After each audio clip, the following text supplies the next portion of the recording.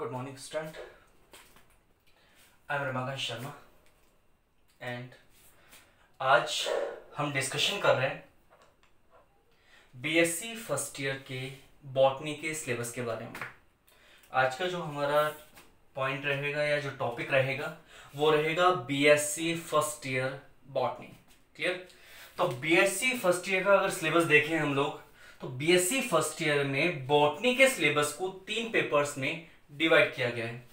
Paper first cell biology, genetics and plant breeding, कोशिका विज्ञान, आनुवंशिकी एवं पादप प्रजनन। ये आपका रहेगा पेपर फर्स्ट 33 मार्क्स का। ठीक है। सेकंड जो पेपर होगा that is microbiology, mycology and plant pathology. Third जो पेपर होगा that is algae, lichen and bryophyta. ये होंगे 3 पेपर आपके। ठीक है। माइक्रोबायोलॉजी मतलब सूक्ष्म जीव विज्ञान, कवक विज्ञान और प्लांट पैथोलॉजी पादप रोग विज्ञान। एल्गे मतलब शैवाल, लाइकेन शैवाक, क्या आता है इनके क्लास में, शैवाक एंड ब्रायोफाइटा।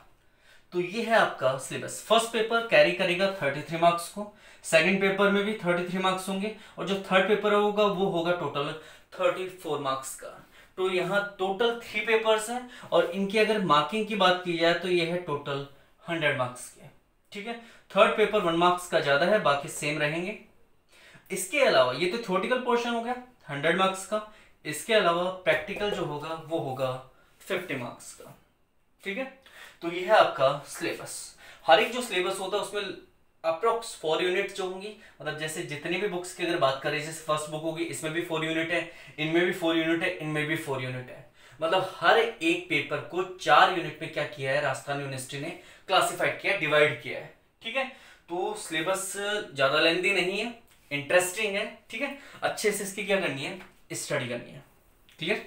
तो ये हो गया आपका सिलेबस, अप्रोक्स सिलेबस। एक आइडिया दे दिया मैंने आपको सिलेबस का कि सिलेबस क्या है, कैसे है। ठीक है। तो अब हम स्टार्ट करेंगे यहां पर हमारी फर्स्ट क्लास बॉटनी की जो है फर्स्ट क्लास स्टार्ट कर रहे हैं और ये जो क्लास होगी उसमें हम लेंगे बॉटनी का first paper that is cell biology, genetics and plant breeding, मतलब कोशिका विज्ञान, आनुवंशिकी एवं पादप प्रजनन। तो इस पॉइंट को हम लेंगे, इस बुक को हम फर्स्टली लेंगे, सबसे पहले इसी बुक को कवर करेंगे। ये फर्स्ट पेपर है बॉटनी का और इसमें भी हम फर्स्ट चैप्टर लेंगे सेल एंड इंट्रोडक्शन, कोशिका एक परिचय। ये क्या है, ये इस बुक का फर्स्ट चैप्टर है, सेल एंड इंट्रोडक्शन। ठीक है।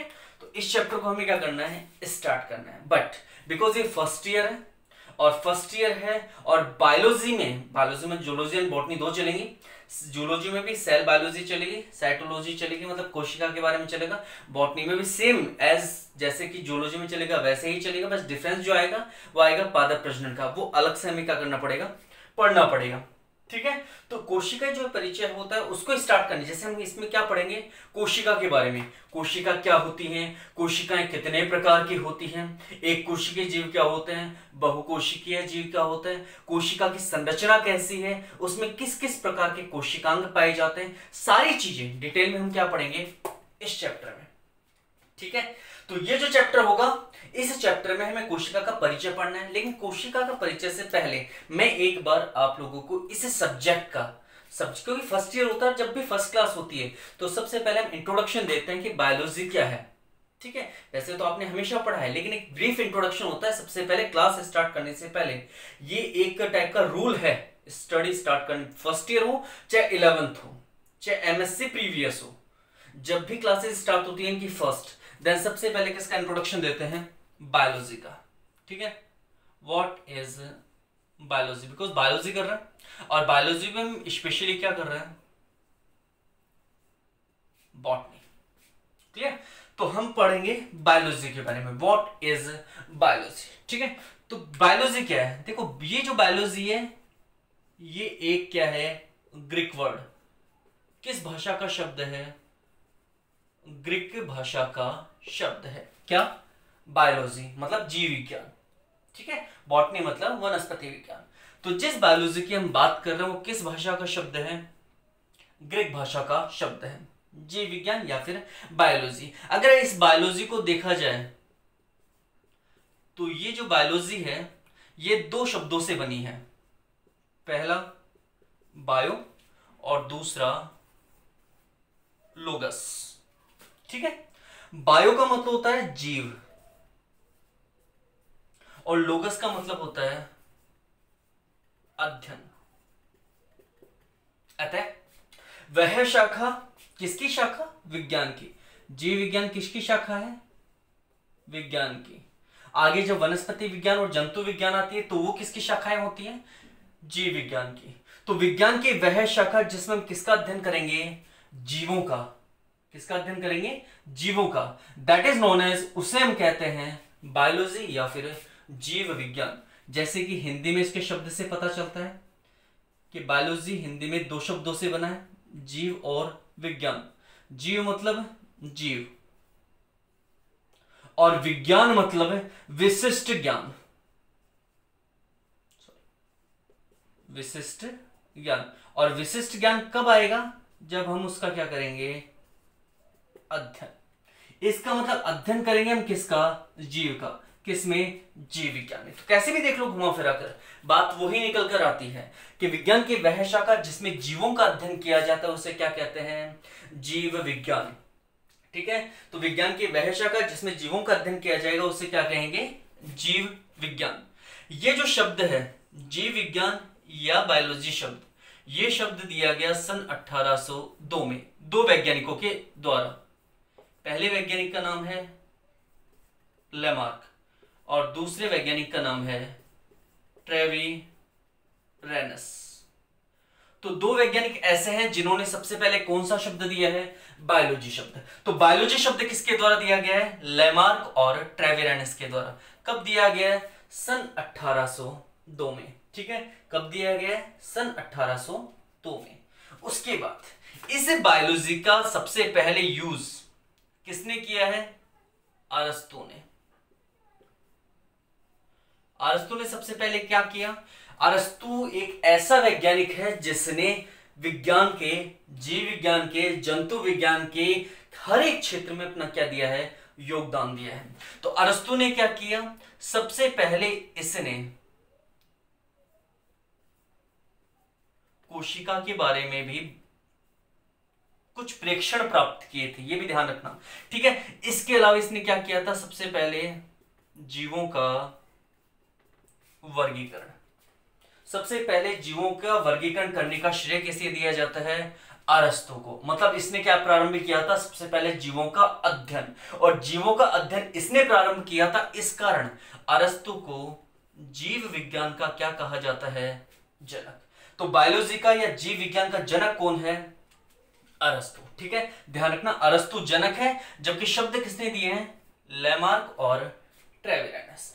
Clear that? आगे देखिए, जिस बायोलॉजी की हम बात कर रहे हैं दो शब्दों से बना हुआ हो गया, लेकिन यह जो बायोलॉजी है यह आगे चलकर दो शाखाओं में बंटती है, या फिर ये जो जीव विज्ञान है आगे चलकर दो शाखाओं में क्या होती है? विभाजित। एक होती है आपकी जंतु विज्ञान, जिसे इंग्लिश में कहा जाता है जूलॉजी, और एक होती है आपकी पादप विज्ञान, इसे कहा जाता है वास्तविक रूप से वनस्पति विज्ञान। ठीक है, और इसे इंग्लिश में कहते हैं बॉटनी। इसे इंग्लिश में कहा जाता है बॉटनी। ठीक है, और इसे देखो यहां पर जो चीजें हैं जिसके हम बात कर रहे हैं जूलॉजी और बॉटनी की, तो यहां पर ये जूलॉजी बॉटनी एक प्रयुक्त शब्द है, मतलब आजकल काम में लिए जाने वाले शब्द हैं। पहले इस बॉटनी की जगह जिस शब्द का प्रयोग किया जाता था उसे कहते हैं फाइटोलॉजी।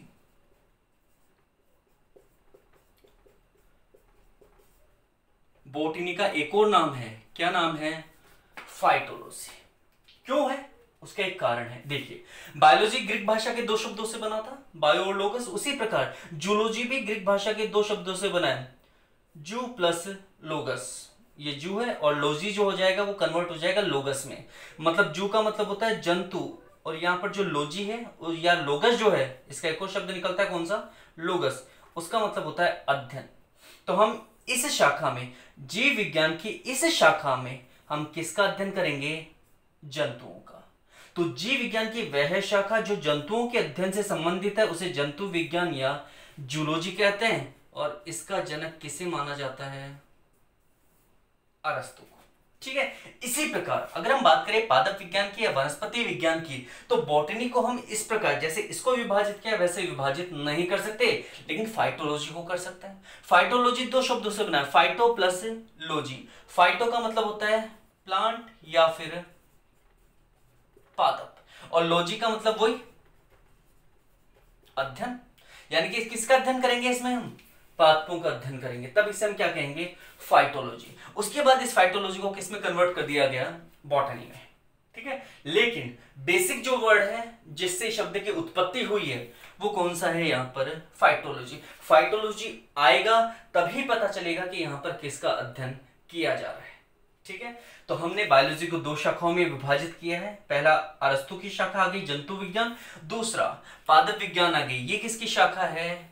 ये शाखा है थियोफ्रेस्टस की।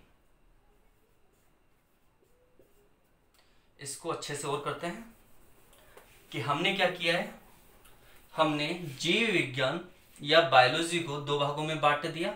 एक हो गई आपकी जूलॉजी या फिर जंतु विज्ञान, एक हो गई आपकी बॉटनी या फिर वनस्पति विज्ञान। ठीक है। जंतुओं का अध्ययन करेगा, पादपों का अध्ययन करेगा। जनक कौन है? जूलॉजी के जनक है अरस्तु। बॉटनी के जनक कौन है? बॉटनी के जनक है थियोफ्रेस्टस। ठीक है। कौन है? थियोफ्रेस्टस। जबकि जूलॉजी के जनक कौन है? अरस्तु। ठीक है। इन्हें जूलॉजी का जनक क्यों कहा जाता है? क्योंकि इन्होंने जंतुओं का सबसे पहले दो भागों में क्या किया था? वर्गीकरण। एक भाग इन्होंने कहा था एनाइमा और दूसरा भाग कहा था इनाइमा। ये वर्गीकरण सबसे पहले किसके द्वारा दिया गया था? अरस्तु के द्वारा। इस कारण इन्हें जंतु विज्ञान का जनक कहते हैं। तो जंतुओं का वर्गीकरण करने के कारण इन्हें क्या कहते हैं? जंतु विज्ञान का जनक। जबकि थियोफ्रेस्टस ने क्या किया? थियोफ्रेस्टस ने सबसे पहले पादपों के 480 प्रजातियों के बारे में बताया। इन्होंने एक बुक लिखी,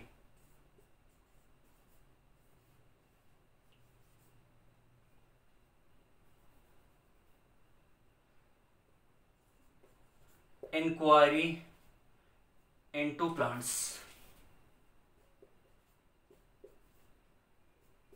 इनकी एक बुक है जिसका नाम है इंक्वायरी इनटू प्लांट्स। इस प्लांट में इन्होंने पादपों की कितनी प्रजातियां बताई थी? 480, लगभग 480 प्रजातियां। अलग अलग बुक्स में अलग अलग इसके नंबर्स होते हैं, बट लगभग 480 प्रजातियां बताई इन्होंने। किसकी? पादपों की। इस कारण इन्हें क्या कहते हैं? वनस्पति विज्ञान का जनक।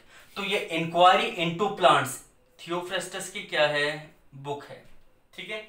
एक और इनकी बुक है द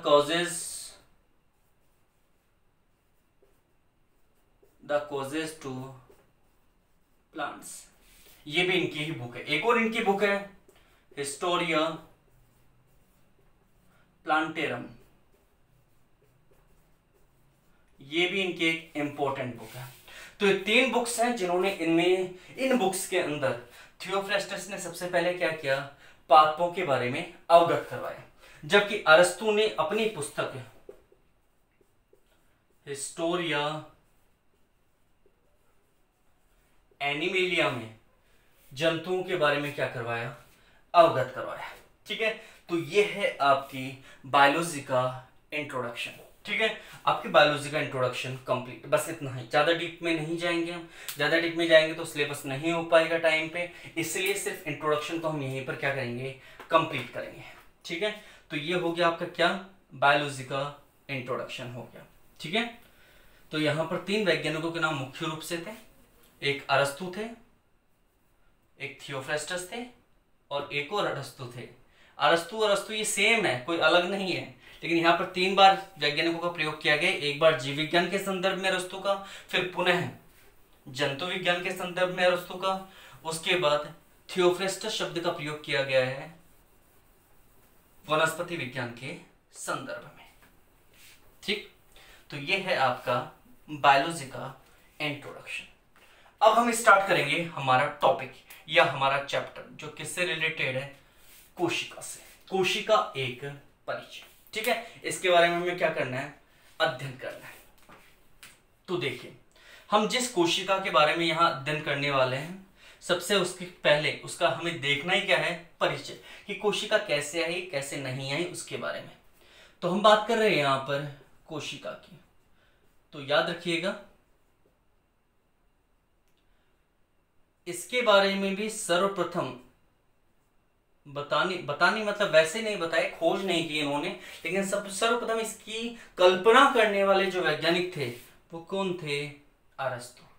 ठीक है, अरस्तु क्या कहते हैं कि जितने भी जंतु हैं या फिर जितने भी पादप हैं वो सभी के सभी कुछ ना कुछ संरचनात्मक इकाइयों से मिलकर बने हुए हैं।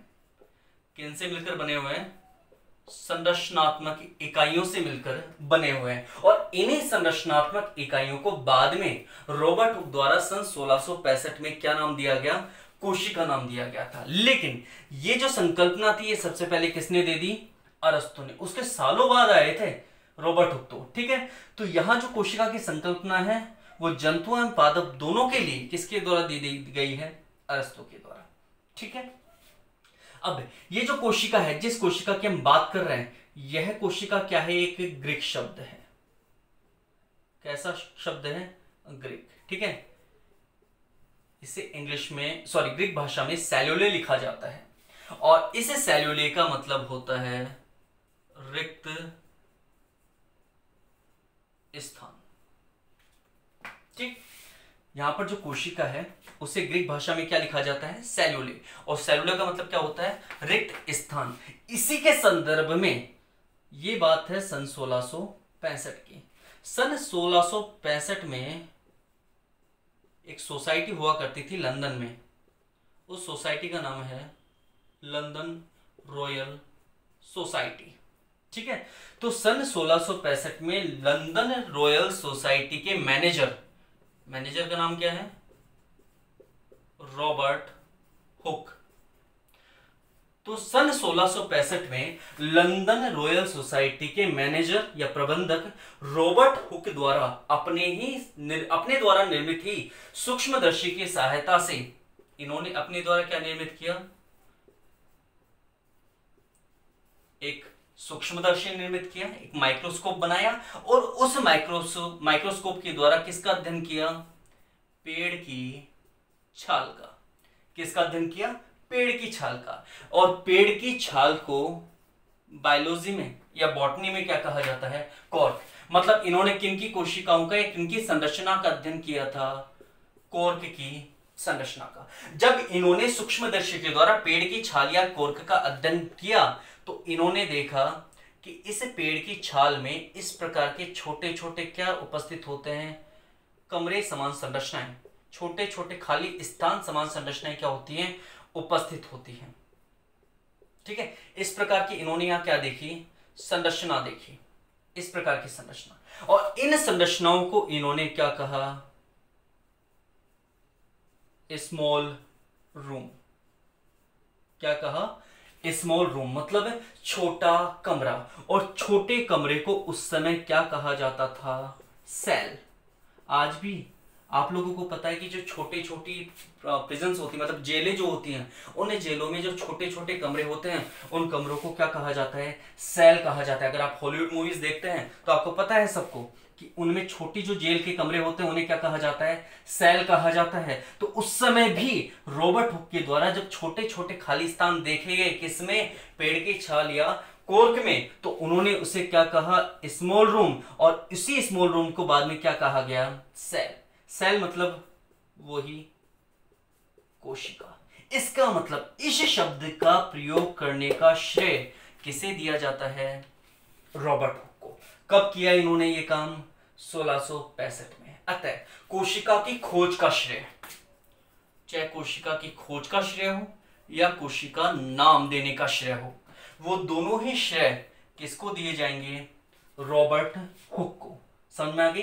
कब दिया इन्होंने? ये 1665 में। और इसका विवरण उन्होंने अपने एक पुस्तक में भी किया है, और उस पुस्तक का नाम है माइक्रोग्राफिया।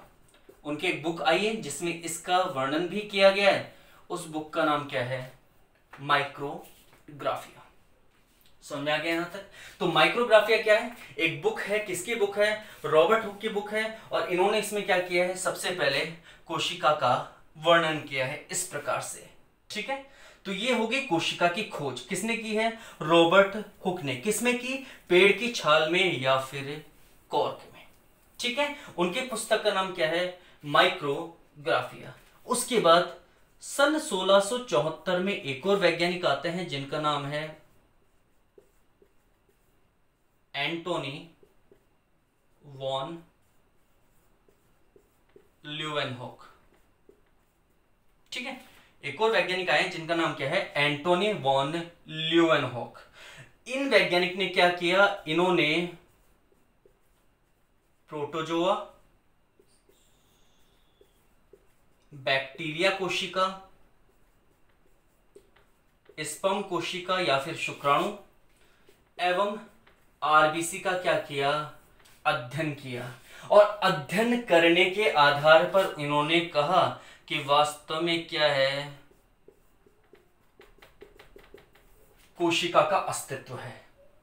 इन्होंने क्या किया? इन संरचनाओं का अध्ययन किया। इन्होंने कुछ प्रोटोजोआ का अध्ययन किया, कुछ जीवाणुओं का अध्ययन किया, शुक्राणुओं का अध्ययन किया और आरबीसी का अध्ययन किया। और उसके बाद इन्होंने क्या कहा कि शरीर, किसी भी जीव के शरीर में किसका अस्तित्व है? कोशिका का अस्तित्व है। ठीक है, अब अगर यहां पर आप एक बात ध्यान से देखेंगे तो आपको एक चीज समझ में आएगी। रॉबर्ट हुक भी कोशिका के बारे में बता रहे हैं और एंटोनी वॉन ल्यूवेनहॉक भी कोशिका के बारे में बता रहे हैं। ठीक है, तो फिर कोशिका की खोज का श्रेय इनको क्यों दिया जाता है? रॉबर्ट हुक को। आप कहेंगे सर डेट पहले की है, 1665 है, 1674 है। सर डेट पहले मतलब इन्होंने बता दिया इसलिए इनके बारे में कहा जाता है, इन्होंने बाद में बताया इसलिए इनका नाम नहीं आता। देखो, फर्स्ट ग्रेड एग्जाम 2015 का पहला क्वेश्चन यही था, कोशिका की खोज का श्रेय किसे दिया जाता है? ऑप्शन दोनों है, रॉबर्ट हुक भी ऑप्शन में है और एंटोनी वॉन ल्यूवेनहॉक भी ऑप्शन में है। अब क्या करेंगे साहब? किसको करें? दोनों ही सही है। इन्होंने भी कोशिका के बारे में बताया, एक तरह से इन्होंने भी कोशिका की खोज ही की है, इन्होंने भी कोशिका के बारे में बताया, तो फिर बताएंगे किसको, किसका नाम देंगे साहब? यहां पर आपको कंफ्यूज होने की रिक्वायरमेंट नहीं है। इसीलिए कह रहा हूं इस चीज को अगर हम ध्यान से देखें तो हम देखेंगे कि इन्होंने कोशिका की खोज के लिए किसका प्रयोग किया है?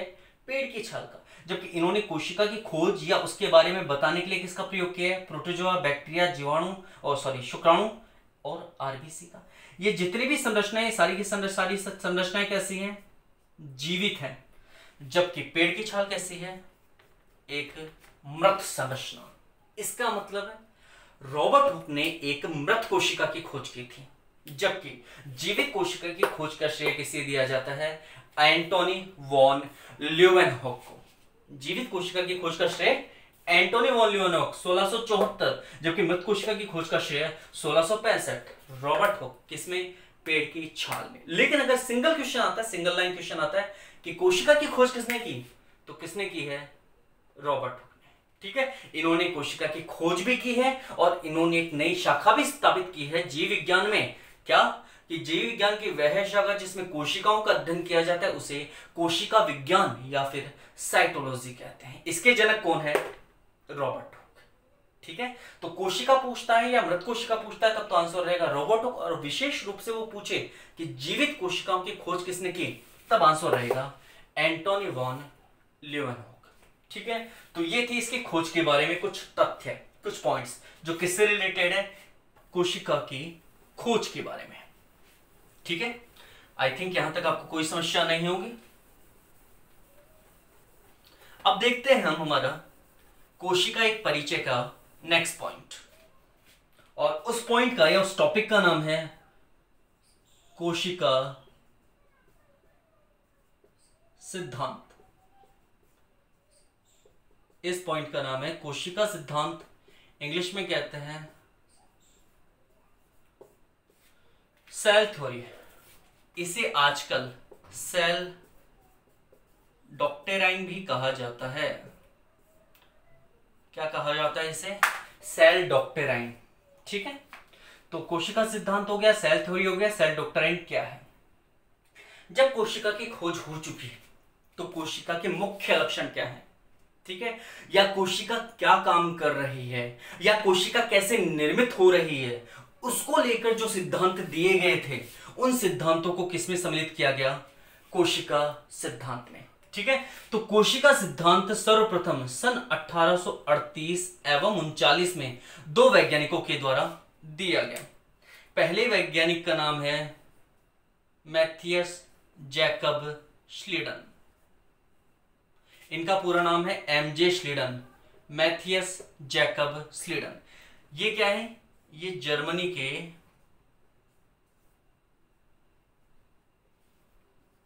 वनस्पति वैज्ञानिक है, बॉटनिस्ट है ये। ठीक है, जबकि एक और वैज्ञानिक है जिनका नाम है थियोडर स्वान। इनका नाम क्या है, थियोडर स्वान। ये भी जर्मनी के ही हैं, लेकिन कौन से वैज्ञानिक हैं, जंतु वैज्ञानिक। तो कोशिका सिद्धांत देने का जो श्रेय है वो किनको दिया जाता है, इन दो वैज्ञानिकों को। किनको, श्लीडन और स्वान को। इन्होंने क्या किया, कोशिका का सिद्धांत दिया, कोशिका सिद्धांत दिया। और कोशिका सिद्धांत में क्या कहते हैं, पहला पॉइंट, सभी जीव, जितने भी जीव होंगे, सभी जीव किससे निर्मित होंगे, सेल के द्वारा। सेल के द्वारा मतलब कोशिका के द्वारा। जितने भी जीव होंगे वो किससे बने हुए होंगे, कोशिका के द्वारा। कोशिका किसी भी जीव की क्या होगी, संरचनात्मक। कोशिका किसी भी जीव की क्या होगी, संरचनात्मक एवं क्रियात्मक इकाई। कैसी इकाई होगी, संरचनात्मक एवं क्रियात्मक इकाई। ठीक है, तो सभी जीव कोशिकाओं द्वारा निर्मित होंगे एवं कोशिका किसी भी जीव की क्या होगी, संरचनात्मक एवं क्रियात्मक इकाई। ये दो पॉइंट किनके द्वारा दिए गए, श्लीडन एवं स्वान के द्वारा। देखो आजकल की जितनी भी नई बुक्स आ रही, चाहे सीबीएच हो, चाहे राजस्थान बोर्ड की बुक्स हो, उन सभी बुक्स में क्या करते हैं कि कोशिका सिद्धांत के 5 या 6 पॉइंट बताते हैं कि कोशिका में अनुवांशिक पदार्थ पाया जाता है, कोशिकाएं किसी भी रूप से समान कार्य करने हेतु रूपांतरित होती हैं, यही आगे विभेदित होकर ऊतक, अंग एवं अंग तंत्र का निर्माण करती है। मतलब बहुत सारे पॉइंट्स दिए हुए हैं, लेकिन जो एक्चुअलिटी है, जो पुरानी बुक्स हैं, उनमें सिर्फ कोशिका सिद्धांत के 3 ही इंपॉर्टेंट पॉइंट्स होते थे, क्योंकि इनमें ही सब कुछ आ चुका। जैसे आप कहते हैं भाई कोशिका जो होती है उसके अंदर अनुवांशिक पदार्थ पाया जाता है, हो गया ना सब। संरचनात्मक इकाई है, क्रियात्मक इकाई है, मतलब जो भी आप काम करोगे उसके लिए भी कोशिका से स्टार्ट होगा वो काम, हर कोई काम। और जो संरचनाएं बनेगी शरीर की वो भी कोशिकाओं से तो बन रही है। इसका मतलब क्या हो गया, हर एक चीज यहीं से स्टार्ट हो रही, तो अलग से करने की कहां से जरूरत आती है। इसलिए हम सिर्फ यहां पर वही 3 पॉइंट पढ़ेंगे जो पुरानी बुक्स में दिए हुए हैं। पहला, सभी जीव कोशिकाओं से निर्मित होती है, फर्स्ट पॉइंट। सेकंड, कोशिका किसी भी जीव की संरचनात्मक एवं क्रियात्मक इकाई होती है। ठीक है, दो वैज्ञानिक, 2 पॉइंट ये दे दिया गया किनके द्वारा, श्लीडन एवं स्वान के द्वारा। ठीक, उसके बाद ये रुक गए। उसके बाद एक वैज्ञानिक आए सन 1855 में। ठीक है, और उन वैज्ञानिक का नाम है रुडोल्फ विर्चो। कौन से वैज्ञानिक आए सन 1855 में, रुडोल्फ विर्चो। अभी फर्स्ट ग्रेड जो एग्जाम हुई थी 2020 में, उसमें आया हुआ क्वेश्चन है कि कोशिका सिद्धांत को आगे बढ़ाने का कार्य किसने किया, रुडोल्फ विर्चो ने। ठीक है, ये लुईस पाश्चर के एक सिद्धांत से प्रेरित हुए। उस सिद्धांत का नाम है जीवात जीवोत्पत्ति का सिद्धांत। और इस सिद्धांत से प्रेरित होकर इन्होंने क्या किया, इन्होंने कोशिका सिद्धांत का तीसरा बिंदु प्रतिपादित किया। ठीक है, इन्होंने लैटिन भाषा में एक लाइन बोली, एक लाइन कही। वो लाइन क्या है, ओमनिस सेल्यूला ई सेल्यूला। ये एक लाइन है इनकी, किस भाषा में, लैटिन भाषा में। ठीक है, अगर इनका इंग्लिश ट्रांसलेशन करते हैं तो इंग्लिश में इसका ट्रांसलेशन होता है new sales arises from pre existing cells. और अगर हिंदी में इसका ट्रांसलेशन करते हैं तो हिंदी में इसका ट्रांसलेशन होता है नई कोशिकाओं की उत्पत्ति, नई कोशिकाओं की उत्पत्ति पूर्ववर्ती कोशिकाओं से होती है। नई कोशिकाओं की उत्पत्ति किससे होगी? पूर्ववर्ती कोशिका से, मतलब पहले से जो कोशिका उपस्थित होगी उसी से नई कोशिका की क्या होगी? उत्पत्ति होगी। यह सिद्धांत, ये जो तीसरा बिंदु है, ये किसके द्वारा दिया गया है? रुडोल्फ विर्चो के द्वारा। ठीक है, ये लाइन भी कई बार आ चुकी है। ओमनिस सेलुलर ई सेलुलर स्टेटमेंट वाज गिवन बाय, मतलब ये जो स्टेटमेंट है, ये जो कथन है, वो किसके द्वारा दिया गया? तो आंसर रहेगा रुडोल्फ विर्चो। या नई कोशिकाओं की उत्पत्ति पूर्ववर्ती कोशिकाओं से होती है, ये किसके द्वारा दिया गया? रुडोल्फ विर्चो के द्वारा। ठीक है, ये जो तीनों पॉइंट है ये सभी जीवों पर लागू होते हैं, केवल किसके अलावा? एक अपवाद है इस सिद्धांत का, और वो अपवाद क्या है? वो अपवाद है विषाणु। ठीक है, अब विषाणु अपवाद क्यों है? पहली बात, इसकी कोई निश्चित कोशिकीय संरचना नहीं होती है। दूसरी बात, यह किसी भी प्रकार से किसी जीव को प्रदर्शित नहीं करता। अगर ये जीवित संरचना में होता है तो जीवित की तरह व्यवहार करता है, और अगर जीवित संरचना से बाहर होता है तो निर्जीव की तरह व्यवहार करता है। तीसरी बात, इसके अंदर कोशिकीय अंगक अनुपस्थित होते हैं, जैसे जितने भी माइटोकॉन्ड्रिया, अंतःप्रद्रजालिका, गोल्जी बॉडी, लाइसोसोम वगैरह जो होते हैं, वो सारे के सारे इसके अंदर क्या है? अनुपस्थित है। तो इन तीन बिंदुओं के आधार पर इसे कोशिका सिद्धांत का क्या कहा जाता है? अपवाद कहा जाता है। ठीक है, तो यहां हमने तीन चीजें कवर की हैं, चार चीजें कवर की है। एक, बीएससी फर्स्ट ईयर बॉटनी का सिलेबस। सेकंड चीज जो हमने कवर की है दैट इज यहां पर बायोलॉजी का इंट्रोडक्शन। इससे पहले हमने देखा बायोलॉजी का इंट्रोडक्शन। इससे पहले तीसरे पॉइंट हमने कवर किया कोशिका का इतिहास, कि कैसे कोशिका की खोज हुई, और उसके बाद हमने देखा कोशिका सिद्धांत। ठीक है, तो आज के हमारे यहां पर 4 पॉइंट कंप्लीट हैं चैप्टर फर्स्ट से। चैप्टर फर्स्ट में सिलेबस नहीं आता, लेकिन सिलेबस के साथ साथ हमारे आज के 4 पॉइंट क्या हैं? कंप्लीट। ठीक है, नेक्स्ट जो वीडियो होगा उसमें इस चैप्टर को हम करेंगे कंटिन्यू। ठीक है, आगे बढ़ाएंगे। क्लियर? कोई भी आपके क्वेश्चन हो तो आप कभी भी पूछ सकते हैं। Thank you.